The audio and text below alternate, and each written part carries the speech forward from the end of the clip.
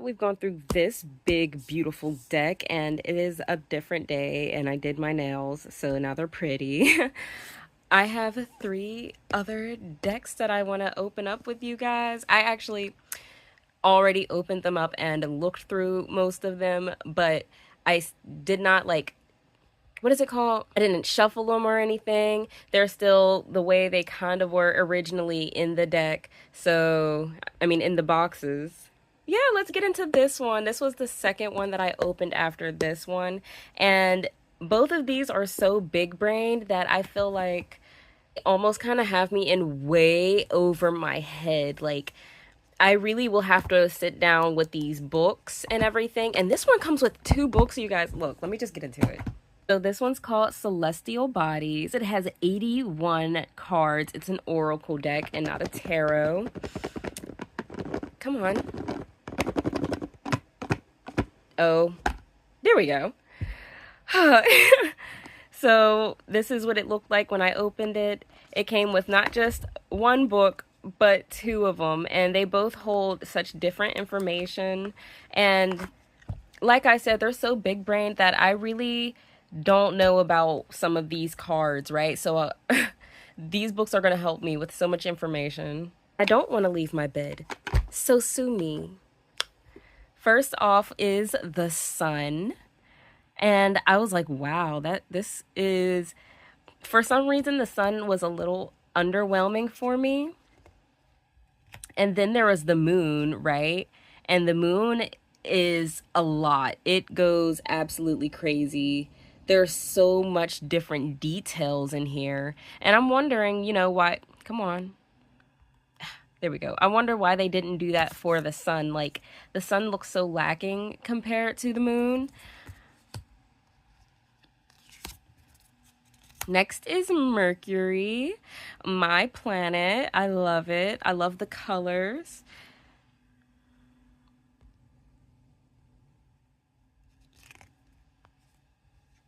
Then we have Venus, okay? And Venus was so interesting to me.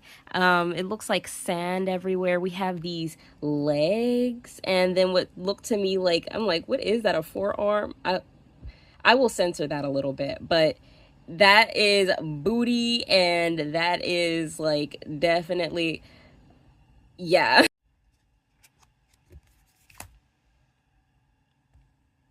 I might have to censor a lot actually because this deck really shows bodies.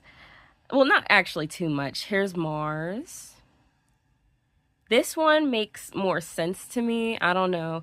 I can't wait to use the deck because I know once I use it, once I learn more about it in these books, volume 1 and 2, that I will have more of an understanding. But these are just such interesting creative choices for the creator to use. Jupiter. It's cute. It almost looks like a Fibonacci sequence right there. I was just talking to someone about that at work. It's giving me a lot of Aquarian vibes, which is interesting. Like, I don't know why, like, from afar, those look like seashells and, like, reef matter, whatever. Saturn. Saturn is cute. I was thinking that looked kind of like mahogany obsidian towers, but Bryn was like, nah. And then look at that. Yeah. Another really interesting choice. For some reason, it still makes more sense to me than, Sun and, what was it, Venus? Or no, I don't know, Uranus. I like to call it Uranus. It makes me feel better about it. I don't know. Those look like nuclei, and then they're also doing the Fibonacci sequence. Neptune.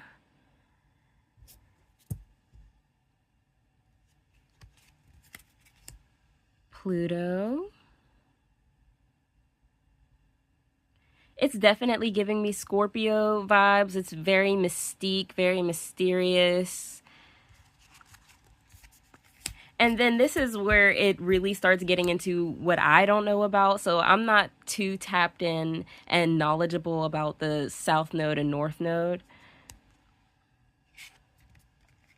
I know a little bit about Chiron, but not that much for real. It's very pretty though. Look at that. It looks so enlightening, like transcendence. Black Moon Lilith. This I do know about. Very pretty. More on the simple side. Solar Eclipse. That almost looks like something that I should censor, but it's not what, you know. So, yeah, but it's cute. I think that's an orchid in there. We have a lunar eclipse.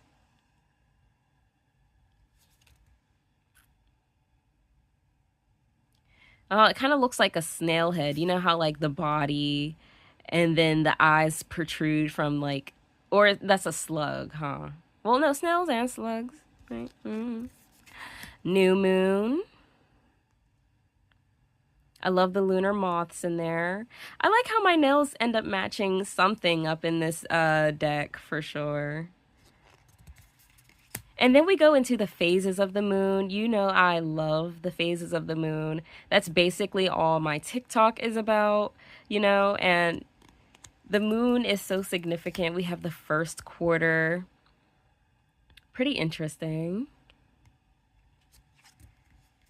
Waxing gibbous. Oh, another thing about these moon cards is these black orbs that show up everywhere. I'm interested to, you know, figure out what those have to do with this whole thing and everything. We got the full moon.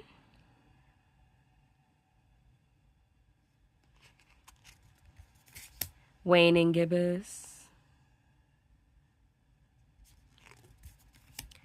Last quarter.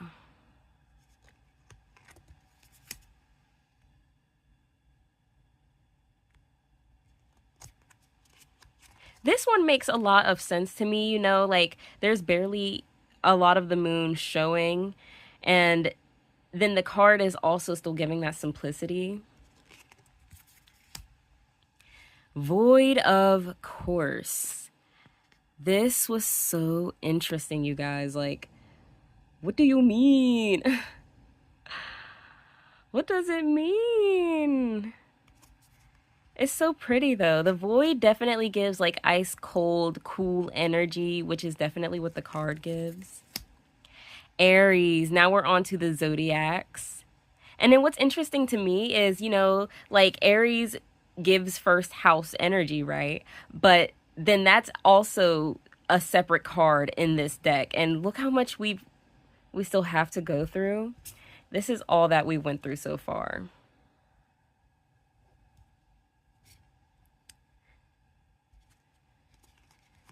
Come on. Taurus.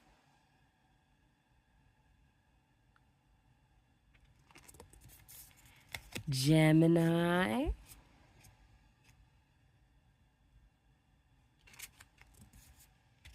Cancer. Like, what's going on with all of that? I don't know what all of that is, but it's pretty. Definitely pretty. There we go. It's gotta focus. And then again with that, the shell giving that Fibonacci sequence and everything, it's like so significant in this whole deck. Leo. What is that?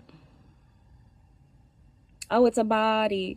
But, you know, that's not too graphic or anything, so maybe I can get away with just leaving that as is. Virgo. Then we have this gateway looking thing here. I like it. Libra with the lily pads. Scorpio. Okay, I will definitely have to censor this one too. Oh, but isn't it so pretty? Let's look at that. Yeah, I'm not sure exactly what that is up there. I'm not sure what I'm looking at when it comes to like the whole artwork of this entire thing. Sagittarius has so much going on with it, like storms really. And it looks like it's very fast moving, which makes sense, you know, giving wands energy, giving fire. Capricorn.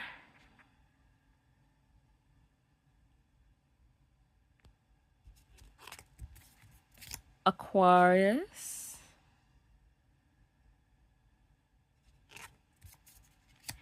And last of all, but not least, Pisces. I see they added more stuff that makes a little more sense to me. This definitely is like reef life. We have a seahorse, oh my gosh, and then some amethyst, geodes.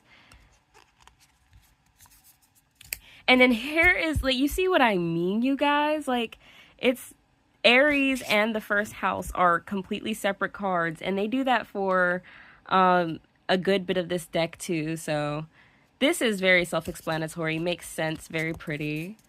Then we have the second house, which is the house of income, you know, and it's so interesting to me. I'm not sure what this has to do with, like, money, income, finances, or even like Venus energy. This, I don't know. It might make, oh, I just noticed the snake in there, you guys. Oh, I'm thinking that like these are actual body parts. That looks like a piece of meat.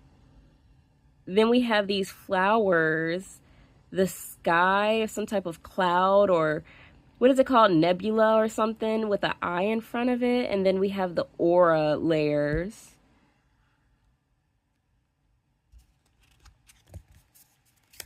Third house.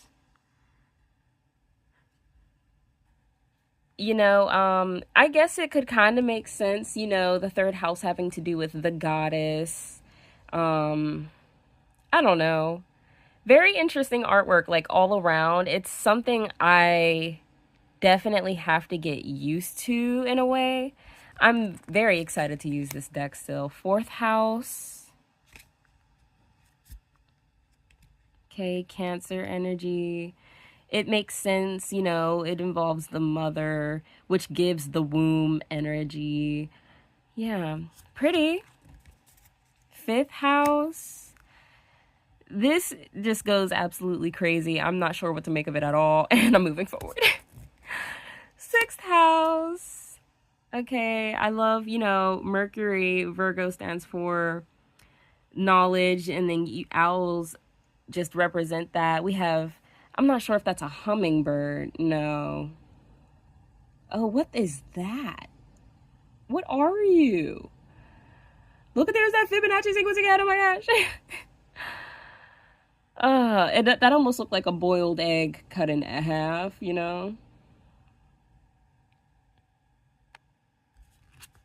Onto the seventh house. Let me focus that. See, and then here's the seventh house. Also extremely interesting. The partnership of the snakes makes sense. Everything else kind of confuses me. It's a very confusing deck. It gives a, what is it? This deck really gives me Confucianism energy, you know? So the eighth house is like Scorpio energy. We have a horse. We got, is that a baby? Oh, that's so cute. I didn't even recognize that before. See, it's almost like a, that's a mushroom, right?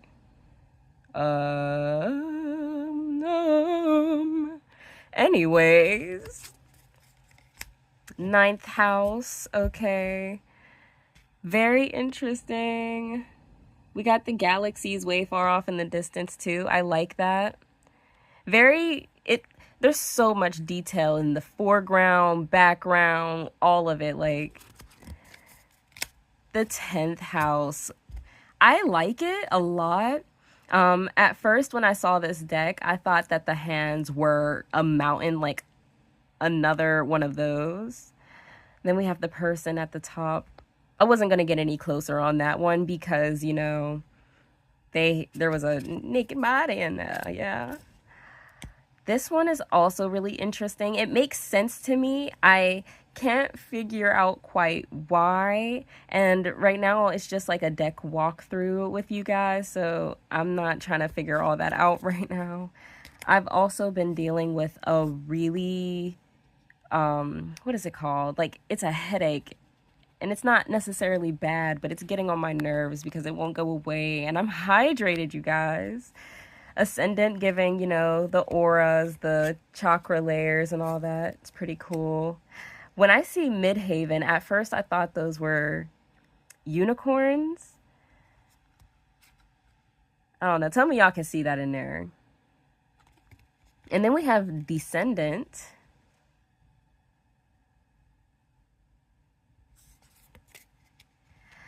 Like, this was one of those cards I was really like, what? What do you mean? What are you talking about? What is I'm whatever that says. You know, it's something I'm gonna have to look up. It's gonna definitely give me a boost in my knowledge after, you know, using these decks and really figuring out what they mean and everything. Here's Masculine. And I also just know that the deep dives with these cards, all these new decks that I got, I'm going to have such vivid readings and spreads, you know?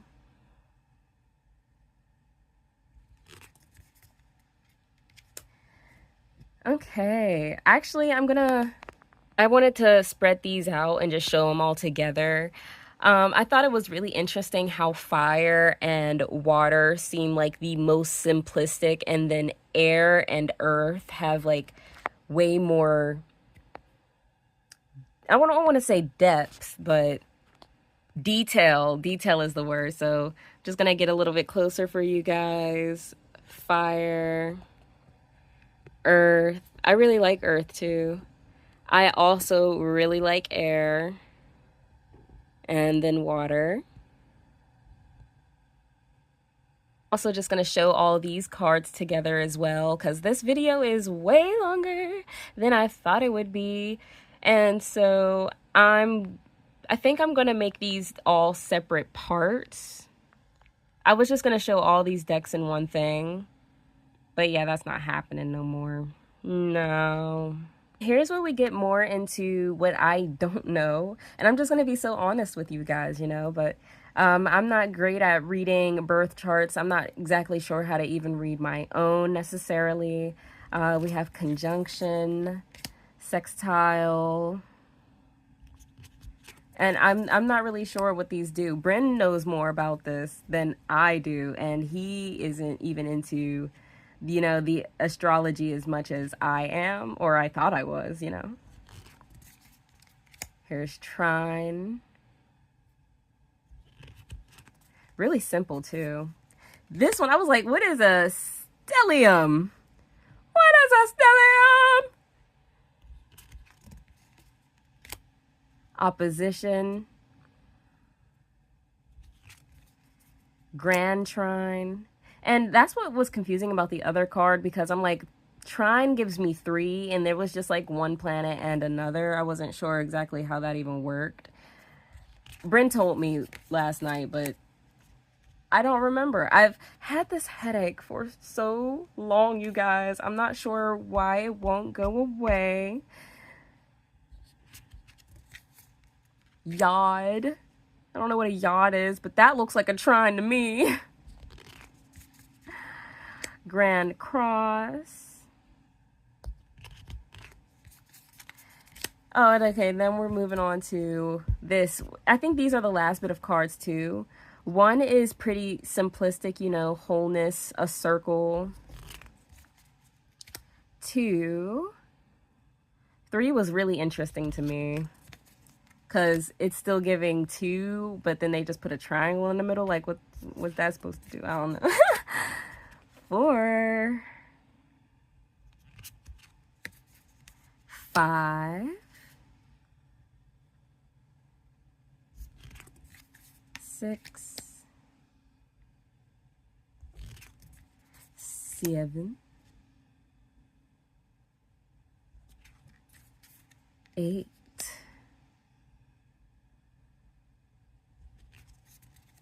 9.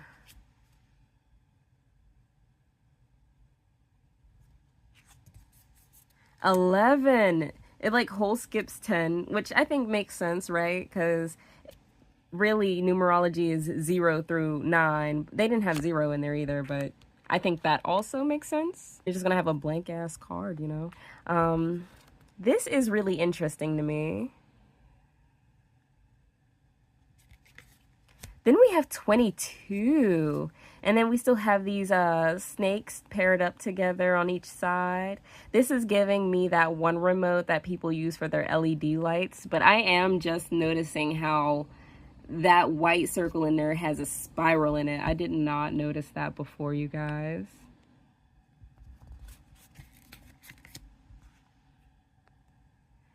Then we have 33.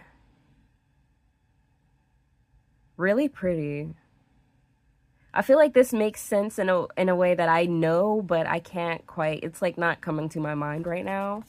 And then this is the very last card, you guys. Saturn Return.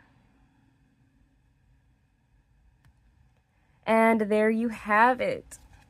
Look at that shine. Oh, it's so pretty. These books are so informational too. They don't have like the same knowledge repeating itself in volume 1 and 2.